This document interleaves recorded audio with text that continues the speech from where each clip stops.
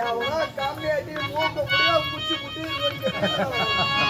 இவனுக்கு எவ்வளோ இருமா யாரு பையா ஓ தண்ணி கேக்குறான்ப்பா இவன் இன்னும் குச்சி இன்னும் தண்ணி கேக்குறானா நான் எங்க போய் பிளாக வாங்கி இந்த குடும்ப முடியா பாவன் பார்த்தா பெரிய துப்புல மேற்கிறான் அயச்சேர் பம்பளுக்கு தண்ணி தண்ணி கேக்குறான் புளி தண்ணியா இருக்கும்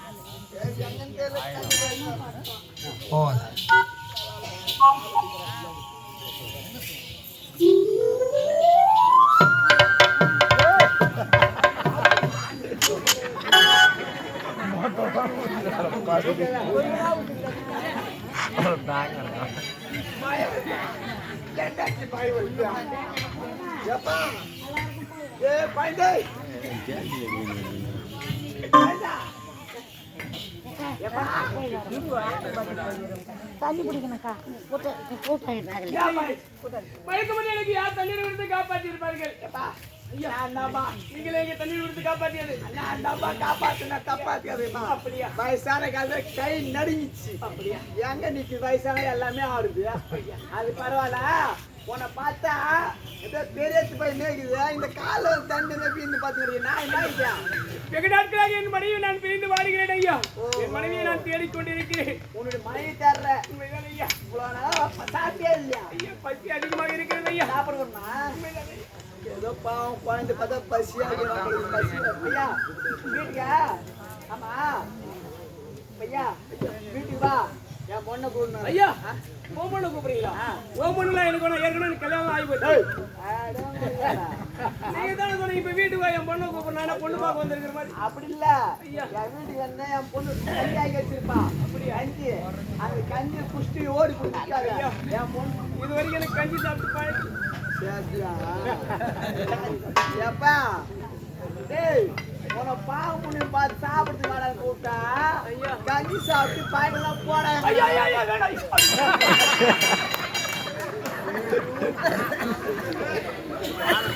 வேலைக்காரன் பண்ணுக்குதுப்பா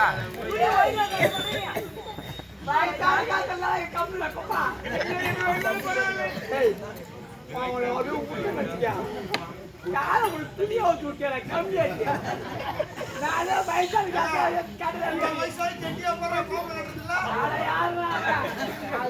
பசி மயக்கத்துல கண்ணு தெரியும் எங்க கை வைக்கிறேன் காலி எது துணி எதுவும் தெரிய மாட்டேங்கியா கஞ்சி தான் இருக்குது சாப்பிட்டு கூடு போற வருவார் மாட்டியா போ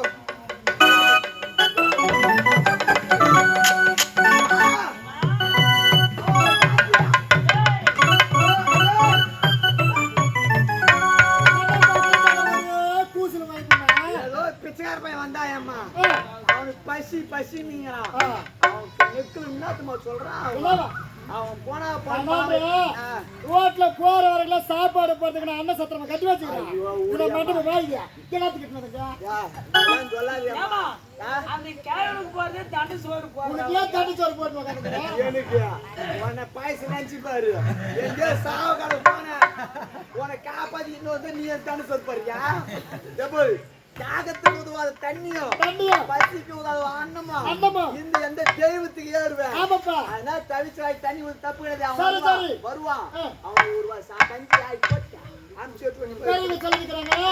வீடு தேடி வந்தவங்களுக்கு ஓடி யாரு உபசரிக்கணும்னு சொல்லுவாங்க அவ்வளவுதான் கூட்டிடுவாங்க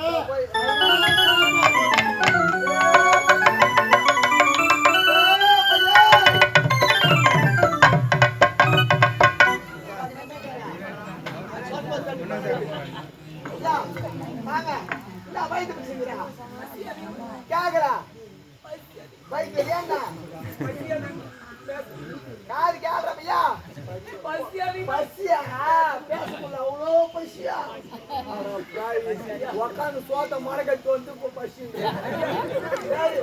சாப்பாடு இருக்குதா ஐயா பொண்ணு பனியில மழையில நனைஞ்சு உடம்புலாம் உதவுது ஐயா கல்லூர் மாதிரி இருக்குது அதெல்லாம் இன்னைக்கு போறதுதான் போட போறீங்க கொஞ்சம் சூடா போட்டாங்க கொஞ்சம் சாப்பிடுங்க நல்லா இல்லையம்மையா ஏதோ இருபத்த குஷ்டு போடானா எப்பா இங்க வா சூடா என்னதான் பண்றா போயா அங்க கொதிக்குதான் தண்ணி அரிசி போட்டு நாளை வந்து மீன் உட்காந்து சாப்பிட்டு வரியா அப்படிலாம் சொல்ல முடியாது.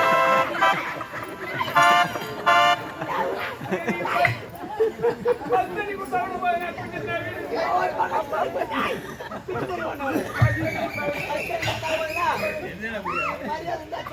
ஏம்பா என்ன வட்டமா சூடா கேக்குறான் பத்தியா இறக்கத்தை துருட்டு நெருமலை ஏறி உக்காரான் அவன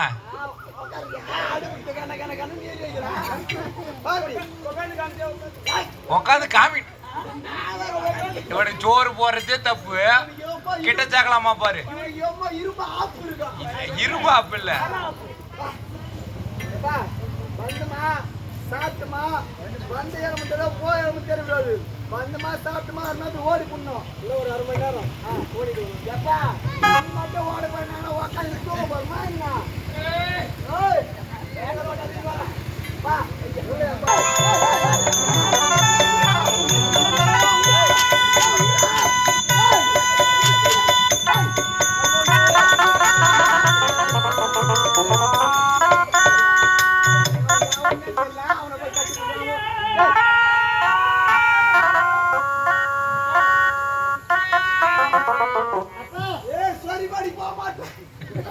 அவசரப்படாதீங்கப்பா.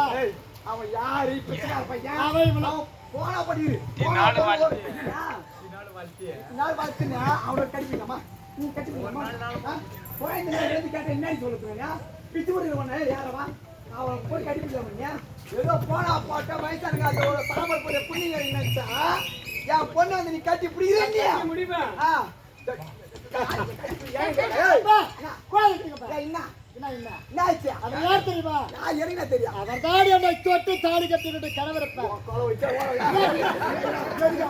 ஏம்பா கொட்டி அப்பனா புள்ள குத்துட்டு போன இவன் தானா மாசமார பொண்ணைய உள்ளாமலா வாய் வயிறுமாக்கிது வாய் வயிறுமாக்கிது எப்படிப்பா எப்படி இது வாய் வயிறுமாக்கிற பொண்ணு நீ இப்படி விட்டு போறியே எங்கனா போய் சத்தா இப்போ உனக்கு பார்க்க முடியுமா ஐயா பிச்சு போடுறவனா ஐயா ஏதோ விதிவசத்தால் இருவரும் பிரிந்து விட்டோம் ஐயா. அவரைத்தான் இவனுக்கு நான் தேடிக்கொண்டிருக்கிறேன் ஐயா. உயிரோட வரைக்கும் மறக்க மாட்டேன் ஐயா. ஐயா சரி ஏதோ என் மனைவியை நான் சந்தித்தேன். உயிரோட வரைக்கும் மறக்க மாட்டேன் ஐயா. போற இடத்துல என்ன கட்டாலும் சாப்பிடணும் அப்படி எனக்கு ஆட்டுக்கறி தான் வேணும் கோழிக்கறி தான் வேணும் சொல்லக்கூடாது கஞ்சி அந்த சாப்பிட்டு வரணும் அப்புறம் மோளை பிச்சு போடும் பிச்சு இருக்கு அப்படி காட்டினா ஆத்திரியாசி அப்பா நீங்க சென்று உன் நாடுக்கு வந்து சந்தோஷமா நலமா போயிட்டு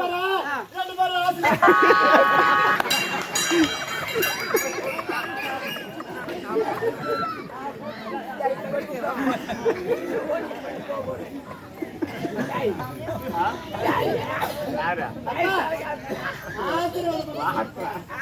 முட்டி போடுவாங்க முட்டி போடு போடாத முட்டி போடு நீங்கள் இருவரை சென்று சென்று உங்க நாட்டை கண்ணுங்க காப்பாற்றி புறப்படுங்க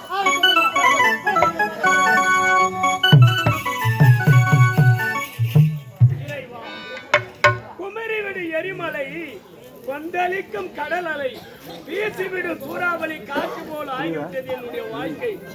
சுடர் விட்டும் ஏறிய விளக்கை அழித்தேனா அல்லது ஒருவர் உண்ண உணவிலே மண்ணை அழித்தேனா? ஆண்டவா கோட்டையிலே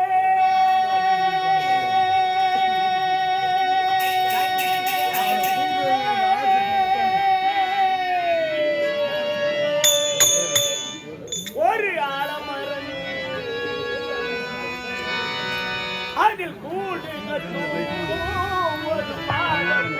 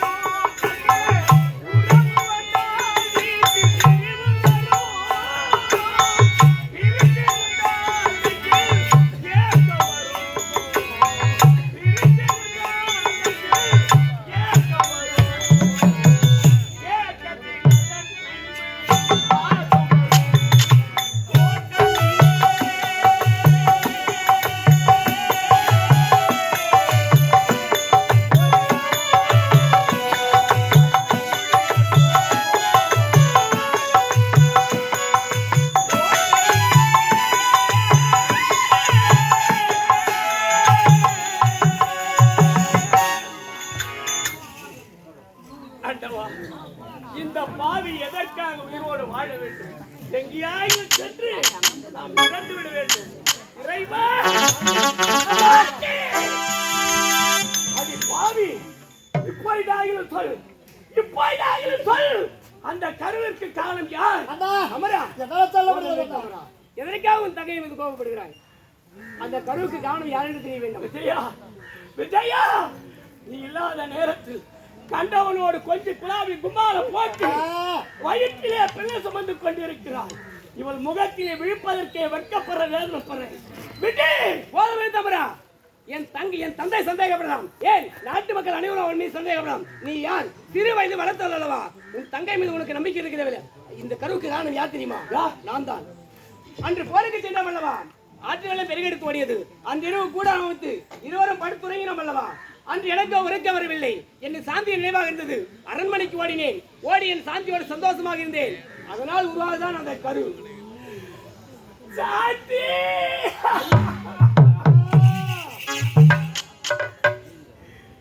எந்த மன கோவில் சிலையாக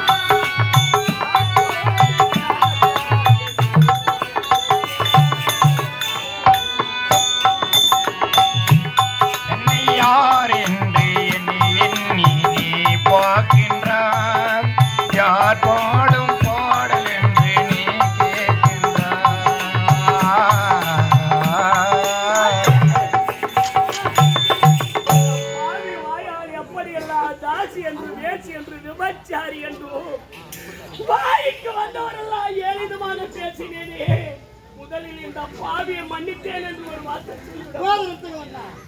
இதற்கு உயிராக வளர்த்த தங்கையை அடித்து விட்டு வந்ததற்காக என்னிடத்தில் மன்னிப்பை கேட்கின்றையா? அண்ணா, நீங்கள் யார்? நான் யார்? ஒரு கொடியில் பூத்த இரு மனிதர்களாக தாயினுடைய கர்ப்பத்திலே அண்ணன் தம்பியாக பிறந்தீர்கள். என்னை அடிக்கவும் அடைக்க உங்களுக்கு உரிமை உண்டு. அப்படிலாம் தவற பேசுறீங்க. அம்மா, ஆண்டவன் தலையில் இப்படிதான் இருக்க வேண்டும் என்று எழுதிவிட்டு இருந்தால் அதை மாற்றி அமைக்க யாராலுமே முடியாது. விதியை வெல்ல வெண்ணவரால் முடியாது. திசை பருவராக நாம் இருந்தோம். மூவரும் ஒன்றாக கூடிவிட்டோம். வருவது வந்தே தீரும். வாராதது வருந்தி அழைத்தாலும் வாராது என்பார். எது நடக்குமோ அது நன்றாகவே நடக்கும். ஆனால் சாந்தி, சாந்தி, என்னுடைய வாழ்வு சீர்குலைந்து விட்டது. அம்மா, கவலைப்படாதீங்க. என்னுடைய வாழ்வு சீரழிந்து விட்டது என்னுடைய மாத்திரனால. அதனால எனக்கு ஒரு மகள் பிறந்திருக்கிறார். வேறொரு ஊரிஸ் காலேஜில் படிக்கிறார். என்னுடைய மகளுக்கு திருமணம் செஞ்சுக்கலாம். சாந்தி, என்னடா நான் ஒரு 3 வயசு இருக்குமா? இன்னும் ஒரு 30 வருஷம் போட்டோம். நான் பொறுத்து இருந்த கல்யாணம் செல்ல அண்ணா இது ஒன்றே போதும். இதற்கெல்லாம் காரணம் யாரு? அந்த தரங்கட்ட தெரியல. தெரியுதா?